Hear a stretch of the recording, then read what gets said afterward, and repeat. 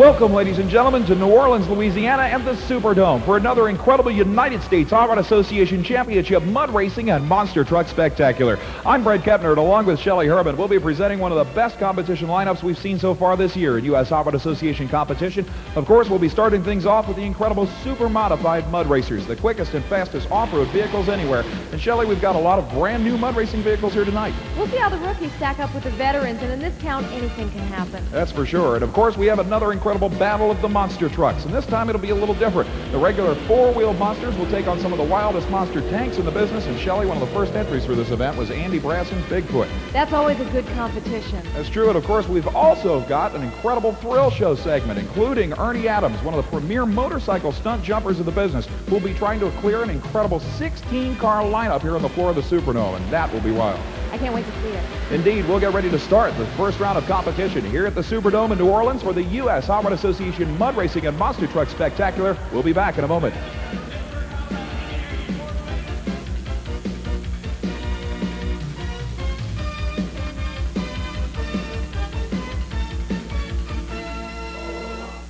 Watch out. The wildest show on wheels is about to roar into your living room. It's the ultimate home video. Blood, sweat, and gears. Bigfoot takes on the toughest full-blown competition ever before facing his greatest test when Sergeant Slaughter and his battle battalion challenge Bigfoot to an all-out tug of war. So if you want gear-jamming, car-crushing, down and dirty action, get your credit card ready to order your video now. Call 1-800-351-1500. Blood, sweat, and gears. Welcome back, ladies and gentlemen, to the Superdome in New Orleans, Louisiana for the kickoff of U.S. Hot Rod Association Championship Mud Racing here.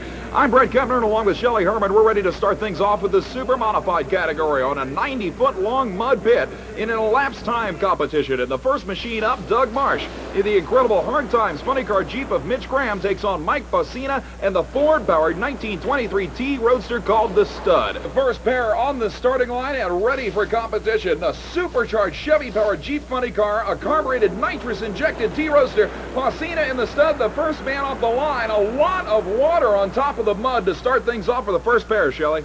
It's really soupy out there, too. Now, we've got to remember that although these cars are racing side by side, they are not in head-to-head competition with each other. It's the best elapsed time from all the cars that will determine the winner. Well, Mike Bacina's Stud, digging through that watery pit, goes 3.33 seconds to start things off as the first man across the finish line. It looked like Doug Marsh had a lot of traction problems off the starting line, maybe even a little bog in the motor.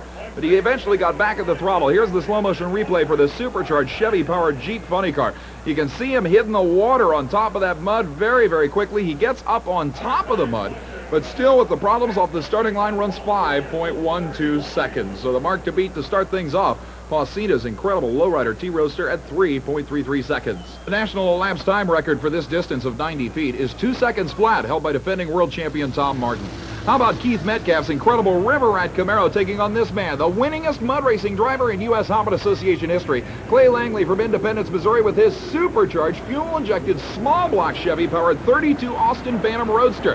Metcalf, a brand-new entry at the U.S. Hot Rod Association Tour with an 87 IROC Z28 Camaro with small-block Chevrolet power as well. Both machines lined up on the starting line, the flagman ready to send the second pair down. Langley leaves before the green flag comes up, but that won't disqualify him as the electronic timers will keep the elapsed time nonetheless.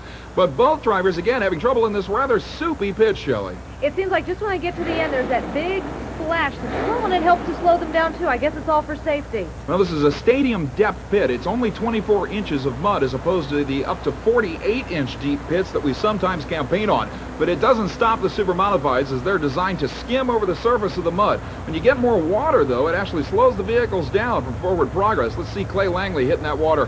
And again, you can see a little bit of a drop-off off the starting line there. And see the steam off the hot exhaust headers as Langley blasts his way through the very, very wet pit. The elapsed time, 3.10 seconds.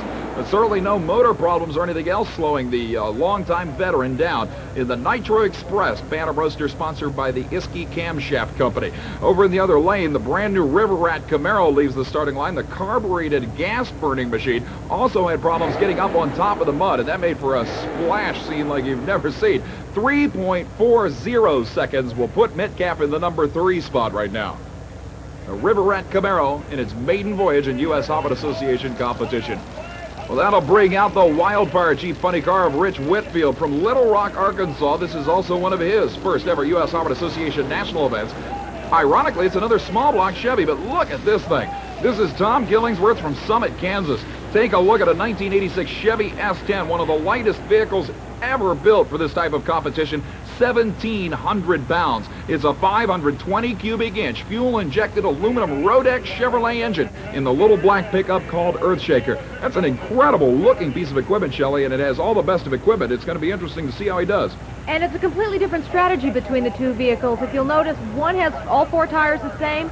The other one that's closest to you in the screen, the tires in the front are a little bit smaller than the ones in the back. It's true. Very few of the drivers anymore are running the same size tires all the way around. Now they leave the starting line, and the newcomer in the pickup gets blown away by the newcomer from Little Rock, Arkansas in the Jeep funny car.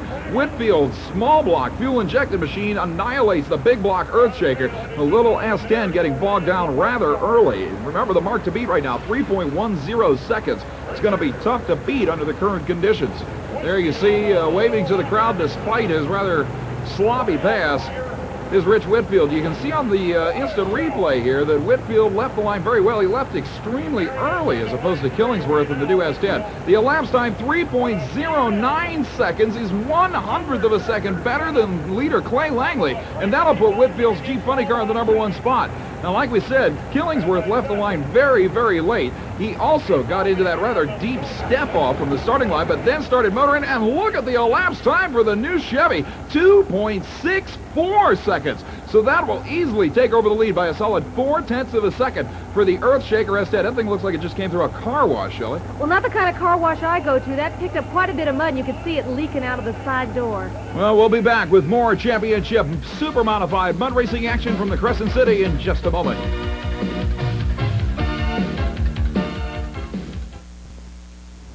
We're back at the New Orleans Superdome for the continuation of U.S. Harvard Association Championship Super Modified Mud Racing. And our first machine up in this round is Jesse Jacobs' incredible full-bodied Chevrolet called Terminator against this machine. One of the quickest and fastest in the business, Texas-owned Bubba Clements, and the machine called Chances Are. A supercharged, fuel-injected Jeep-bodied machine utilizing Chevrolet power in a 2,200-pound chassis. The Terminator machine out of Avondale, Louisiana, relatively new to the U.S. Harvard Association Championship Trail with the nitrous oxide injected, carbureted 460 cubic inch Chevrolet. This thing weighs 3,900 pounds, Shelley.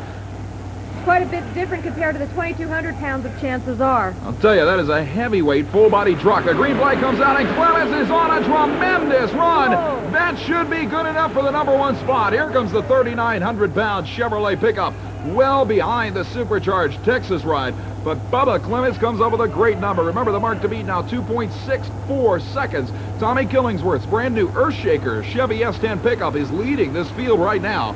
But what a pass by Bubba Clements. Let's take a look at this one more time.